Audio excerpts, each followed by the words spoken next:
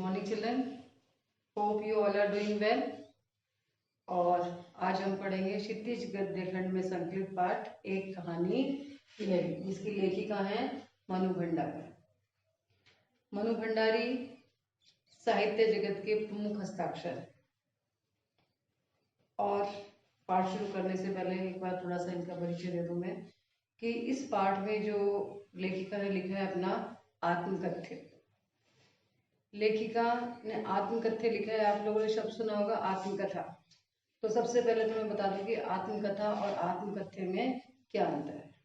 आत्मकथा होती है जिसमें हम सिलसिलेवार क्रमशः हर घटना का वर्णन करते हैं, और आत्मकथ्य में है कि अपने जीवन के जो प्रमुख क्षेत्रों के बारे में बता या महत्वपूर्ण घटनाओं के बारे में बताना। यानी कि आत्मकथ्य में और आत्मकथा में अगर हम ध्यान से नहीं सुनते तो एक लगता है कि एक सी चीजें हैं, लेकिन आत्मकथ्य और आत्मकथा में ये अंतर है कि आत्मकथा में सिलसिलेवार पूरा घटनाक्रम लिखा जाता है, और आत्मकथ्य में अपने जीवन के महत्वपूर्ण अंशों के बारे में लिखना, महत्वपूर्ण घटनाओं के बारे में लिखना, यानी कि सिलसिलेवार नहीं, क्रमानुसार नहीं लिखना।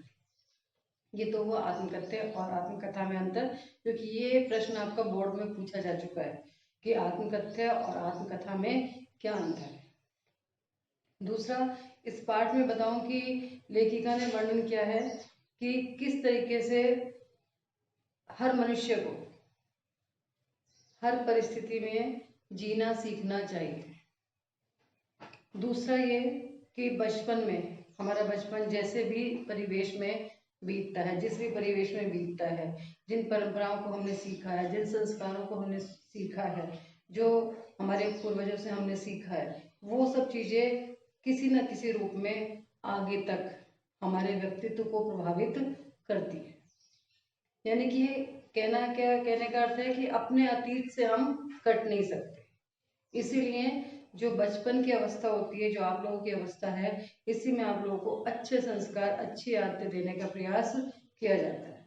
तो हमारा ये आपको हर बार बताती हूँ मैं कि हर पाठ हमें कोई ना कोई संदेश देता है। तो इस पाठ में भी बताया गया कि बचपन में हम जैसे भी परिवेश में रहते हैं, जिन लोगों के संपर्क में आते हैं, इसलिए कहते हैं कि अच्छे लोगों के साथ बैठो, अच्छे लोगों के साथ रहें, अच्छी बातें सोचें, अच्छी बातें सुने। तो हम जिस भी परिवेश में रहते हैं, जैसे भी हमारे पूर्वजों की परंपराएं हैं, जो भी हमने सीखा है, जो भी हमारी धारणा है, उससे हम आगे तक भी कट नहीं सकते। वो सब चीजें हमारे साथ चलती हैं। तीसरा, इस पाठ में क्या बताया गया है कि सुंदरता केवल बाहरी रंग रूप में नहीं होती, सुंदरता व्यक्ति की सोच में होती है, उसके विचारों में होती है, उसके व्यवहार में होती है। और कि हमें साहसी होना चाहिए, निडर होना चाहिए, हमें किसी के अन्याय अत्याचार को नहीं सहना चाहिए, चाहे भले ही वो हमारे अपने कितने ही अपने ही क्यों ना हो।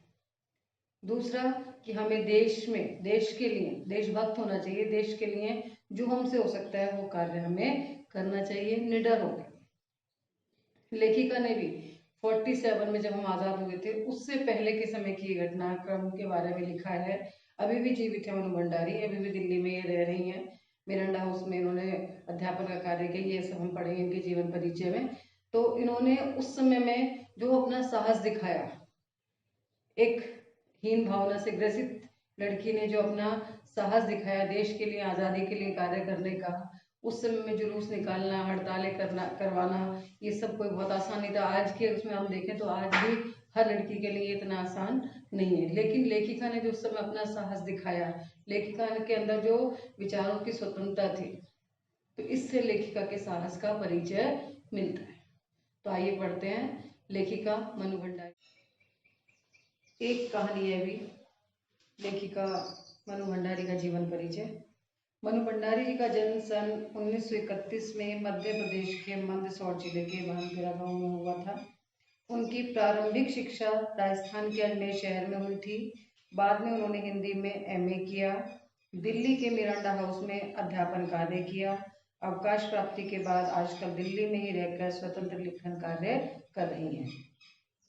इनकी प्रमुख रचनाएं हैं मनु भंडारी स्वतंत्रोत्तर हिंदी कथा साहित्य की प्रमुख हस्ताक्षर है। इसमें शब्द आया स्वतंत्र उत्तर। स्वतंत्रता के बाद। प्रमुख रचनाएं हैं मनु भंडारी की कहानी संग्रह, एक प्लेट सैलाब, मैं हार गई, यही सच है, त्रिशंकु, बिना दीवारों के घर, तीन निगाहों की तस्वीर, कील और कसक।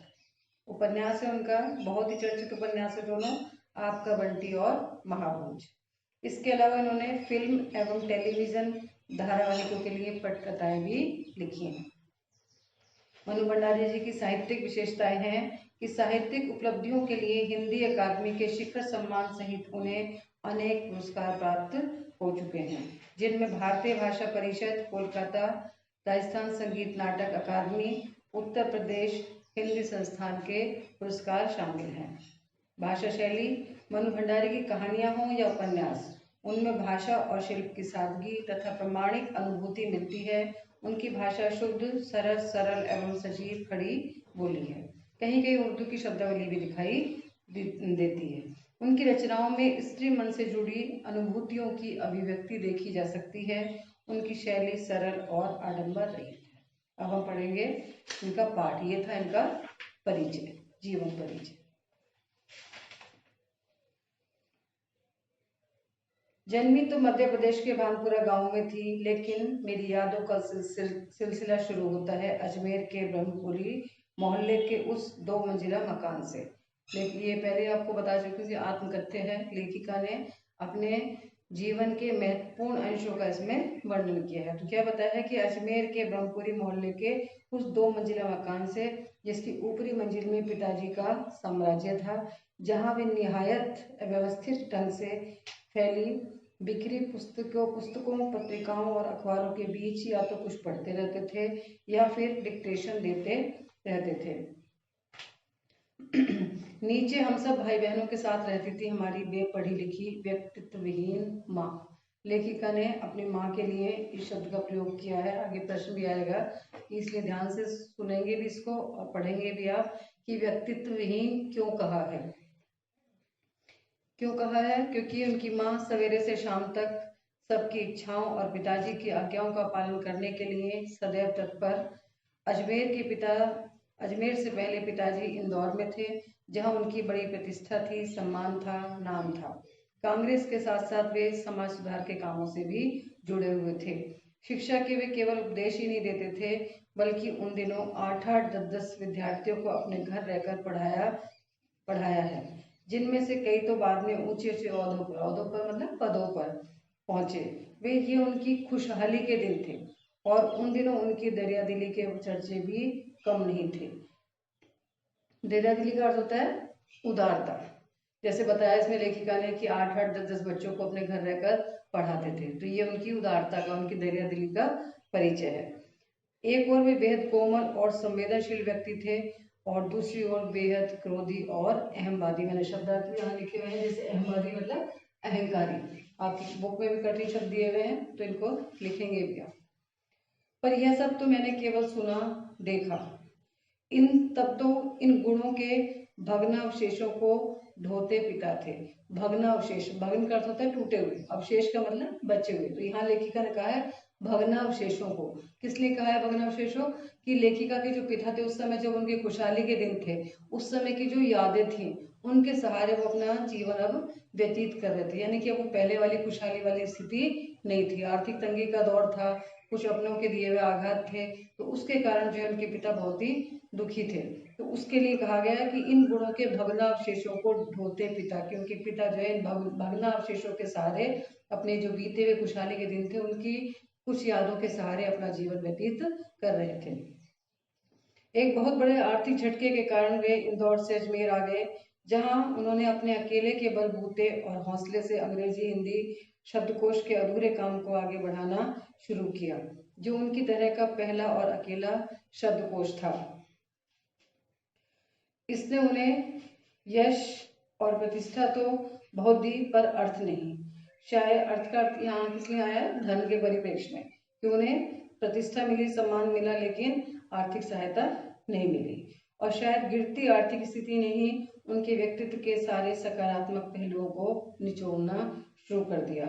सिकुड़ती आर्थिक स्थिति के कारण और अधिक विस्फारित उनका अहम उन्हें इस बात तक की अनुभूति अनुमति नहीं देता था कि वे कम से कम अपने बच्चों को तो अपनी आर्थिक व्यवस्थाओं का भागीदार बनाए। किसके लिए आए? विश्वास। विश्वास का अर्थ है फैलता हुआ। उनका जो अंदर का उनका जो स्वाभिमान था वो इतना अधिक विस्फारित था कि जिसके कारण वो अपनी जो उनकी परेशानियां थी, उनकी आर्थिक व्यवस्थाएं थी, उसको उन्होंने अपने बच्चों के सामने भी वो नहीं कह सके, और जिसका परिणाम ये हुआ कि वो उनका स्वभाव जो है बहुत अधिक क्रोधी होता गया। नवाबी आदतें, अधूरी महत्वाकांक्षाएं, हमेशा शीर्ष पर रहने के बाद हाशिए पर सरकते चले जाने की यातना क्रोध बनकर हमेशा माँ को कपाती थरथराती रहती थी। शीर्ष पर मतलब होता है शीर्ष पर, बिल्कुल ऊंचे पर। हाशिए का अर्थ होता है बिल्कुल साइड में आ जाना, खाली जगह पर आ जाना।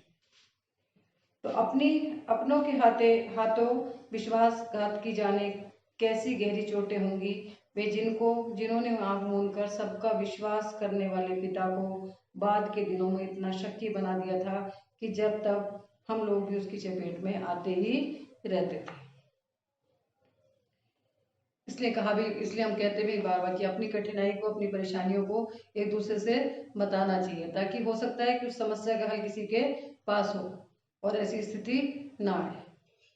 यह पितृ गाथा मैं इसलिए नहीं गा रही कि मुझे उनका गौरव गान करना है, बल्कि मैं तो यह देखना चाहती हूँ कि उनके व्यक्तित्व की कौन सी खूबी और खामियां मेरे व्यक्तित्व के ताने माने में गुथी हुई है, या कि अनजाने अनचाहे किए उनके व्यवहार ने मेरे भीतर किन ग्रंथियों को जन्म दे दिया। पितृगाथा किसके लिए कहा है? अपने पिता के बारे में जो उन्होंने वर्णन किया है कि उनके पिता का व्यक्तित्व ऐसा था कि पहले कितने दरियादिल थे, उसके बाद कितने अधिक क्रोधी स्वभाव के हो गए, कितनी उनकी जो महत्वाकांक्षाएं थी वो अधूरी रह गई, पहले शीर्ष पे थे फिर हाशिए पर आते गए। तो ये सब क्या है? पितृगाथा। मैं ग्रंथियों को जन्म दे दिया। मैं काली हूँ, बचपन में दुबली और मरियल भी थी। गोरा रंग पिताजी की कमजोरी थी। सो बचपन में मुझसे 2 साल बड़ी, खूब गोरी, स्वस्थ और हंसमुख बहन सुशीला से हर बात में तुलना और फिर उसकी प्रशंसा नहीं। क्या मेरे भीतर ऐसे गहरे हीन भाव की ग्रंथि पैदा नहीं कर दी कि नाम, सम्मान और प्रतिष्ठा पाने के बावजूद आज तक मैं उससे उबर नहीं पाई। यानी कि आज भी परिचय करवाते समय जब कोई कुछ विशेषता लगाकर मेरी लेखकीय उपलब्धियों का जिक्र करने लगता है तो मैं संकोच से सिमट ही नहीं जाती, बल्कि गढ़ने को हो आती हूँ। कि लेखिका क्या कह रही है कि आज भी जो बचपन में मेरे अंदर हीन भावना आ गई थी, मैंने आपको शुरू में बताया था कि बचपन में जैसे परिवेश में हम रहते हैं, जो आदतें हम सीखते हैं, वो सब चीज़ें अतीत हमारे साथ चलता है, उस अतीत से हम कट नहीं सकते। तो उसी का लेखिका ने यह वर्णन किया है कि किस तरीके से जो मेरे अंदर हीन भावना की ग्रंथि उत्पन्न हो गई थी, तो वो अभी तक, जबकि लेखिका को इतना मान सम्मान प्राप्त है, इतने प्रसिद्ध है, उसके बाद भी जब भी कोई उनकी विशेषता बताता है उन्हें, तब भी उन्हें अपने ऊपर विश्वास नहीं होता। जब कोई उनकी प्रशंसा करता है तो वो शर्मा जाती है। आज भी परिचय करवाते समय जब कोई कुछ विशेषता लगाकर मेरी लेखकीय उपलब्धियों का जिक्र करने लगता है तो मैं संकोच से सिमट ही जाती, बल्कि गढ़ने को हो आती हूँ। यानी कि लेखिका को आज भी अपने ऊपर आत्मविश्वास नहीं हो पाता कि जो सब उनकी प्रशंसा कर रहे हैं ये वास्तव में उन्हीं की है, उसमें भी वो शर्मा जाती हैं, क्योंकि बचपन से उनके मन में हीन भावना उत्पन्न हो गई थी। शायद अचेतन की किसी परत के नीचे दबी इसी हीन भावना के चलते मैं अपनी किसी भी उपलब्धि पर भरोसा नहीं कर पाती। सब कुछ मुझे तुक्का ही लगता है। पिताजी के जिस शक्की स्वभाव पर मैं कभी भन्ना जाती थी, भन्ना मतलब क्रोधित हो जाती थी, मुझे बुरा लगता था, आज एकाएक अपने खंडित विश्वासों की व्यथा के नीचे मुझे उनके शक्की स्वभाव की झलक ही दिखाई देती है। कहने का अर्थ क्या है कि लेखिका के पिता का जो स्वभाव था उसके कारण लेखिका के मन में हीन भावना पैदा हुई। अपनों के हाथों विश्वासघात की गहरी व्यथा से उपजा शक। होश संभालने के बाद से ही जिन पिताजी से किसी न किसी बात पर हमेशा मेरी टक्कर ही चलती रहती थी। टक्कर ही चलती रहती थी यानी कि विचारों में वैचारिक टकराहट थी, विचारों में मतभेद था। वे तो न जाने कितने रूपों में मुझ में हैं, कहीं कुंठाओं के रूप में, कहीं प्रतिक्रिया के रूप में, तो कहीं प्रतिच्छाया के रूप में।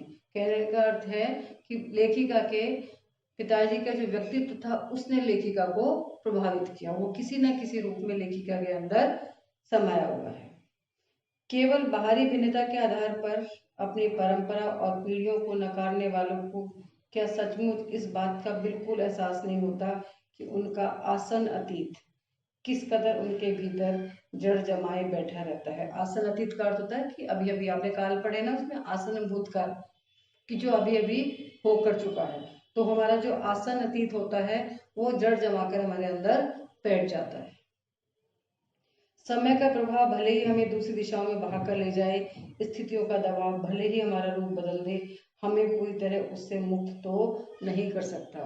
मैंने शुरू में आपको बताया था कि बचपन का जो हमारा परिवेश है, बचपन की जो हमारी आदतें हैं, हमारे जो संस्कार हैं, हमारी जो परंपराएं हैं, उनसे हमें उन अच्छी चीज़ों को हमें अपनाना चाहिए, नहीं तो ये सब चीज़ें हमारे साथ चलती हैं, जो लेखिका ने इसमें बताया। इसीलिए आप लोगों को बार बार कहा जाता है कि अच्छी चीज़ें सीखने के लिए, अच्छी बातें बोलने के लिए, अच्छी सोच के लिए, अच्छी संगति में रहने के लिए, क्योंकि यही सब चीज़ें जो हम बचपन में सीखते हैं, यही सब चीज़ें हमें आगे ले जाती है। और आगे जब हमें समझ आती है कि अच्छा है बुरा है, अगर हम चाहें उनसे मुक्त होना, तब भी हम पूरी तरीके से उनसे मुक्त नहीं हो सकते, चाहकर भी उनसे अपना पीछा नहीं छुड़ा सकते।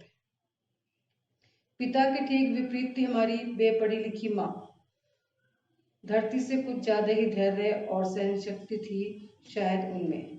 पिताजी की हर जाति को अपना प्राप्य और बच्चों की हर उचित अनुचित फरमाइश और जिद को अपना फर्ज समझकर बड़े सहज भाव से स्वीकारती थी। यानी कि हर जाति को, हर यातना को वो सहती थी अपना भाग्य समझकर। उन्होंने जिंदगी भर अपने लिए कुछ मांगा नहीं, चाहा नहीं, केवल दिया ही दिया। हम भाई बहनों का सारा लगाव, या ये कह सकते हैं कि शायद सहानुभूति से उपजा, माँ के साथ था, लेकिन निहायत असहाय मजबूरी में लिपटा उनका यह त्याग कभी मेरा आदर्श नहीं बन सका। न उनका त्याग, न उनकी सहिष्णुता। सहिष्णुता का अर्थ होता है सहन शक्ति। खैर जो भी हो, अब यह पैतृक पुराण यही समाप्त करके अपने पर लौटती हूँ। पैतृक पुराण का अर्थ अपने परिवार के बारे में जो उन्होंने बताया, अपने पिता के बारे में, अपनी माता के बारे में। तो इसमें आप ध्यान से पढ़ेंगे कि इसमें उन्होंने अपनी माता की विशेषताओं का वर्णन किया है। आगे प्रश्न आएगा कि लेखिका ने अपनी माँ को व्यक्तित्व विहीन क्यों कहा है, तो इसमें से उसका आंसर आएगा कि किस तरीके से वो धैर्यवान थी, किस तरीके से सहिष्णु थी। 5 भाई बहनों में सबसे छोटी हूँ। अब लेखिका अपने बारे में बता रही है कि 5 भाई बहनों में सबसे छोटी हूँ। सबसे बड़ी बहन की शादी के समय में शायद 7 साल की थी और उसकी एक धुंधली सी याद ही मेरे मन में है। लेकिन अपने से 2 साल बड़ी बहन सुशीला और मैंने घर के बड़े से आंगन में बचपन के सारे खेल खेले। और कौन से खेल खेले? सतोलिया, लंगड़ी टांग, पकड़म पकड़ाई, काली टीलो। तो कमरों में गुड्डे गुड़ियों के ब्याह भी रचाए, पास पड़ोस की सहेलियों के साथ।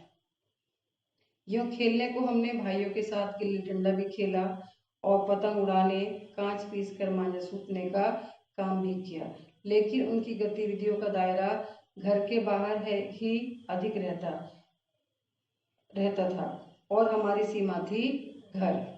हाँ, इतना जरूर था कि उस जमाने में घर की दीवारें घर तक ही समाप्त नहीं हो जाती थी, बल्कि पूरे मोहल्ले तक फैली रहती थी। इसलिए मोहल्ले के किसी भी घर में जाने के लिए कोई पाबंदी नहीं थी, बल्कि कुछ घर तो परिवार का हिस्सा ही थे। इसमें लेखिका ने बताया कि महत्वपूर्ण लाइन है कि घर की दीवारें घर तक ही सीमित नहीं रहती थी, यानी कि मोहल्ले में किसी के भी घर इस तरीके से अपनी आत्मीयता के साथ बिना रोक टोक के जा सकते। इस प्रकार लेखिका ने बताया कि घर केवल घर की 4 दीवार तक सीमित नहीं थे, बल्कि मोहल्ले में किसी के भी घर बिना रोक टोक के जाया जा सकता था। तो चिल्ड्रन, ये पाठ आज यहीं तक पढ़ेंगे। अगला पाठ इसके अगली वीडियो में करेंगे। आप इसके पाठ की रीडिंग करेंगे और इसके जो कठिन शब्दार्थ हैं और भी जो इस पाठ में दिए गए वो अपनी फेयर नोटबुक में लिखेंगे, क्योंकि ये पाठ बहुत ही महत्वपूर्ण है। इसमें से हर एग्जाम में हर साल जो है 1-2 प्रश्न पूछे जाता है और 30 से प्रश्न पूछा जाता है। Thank you.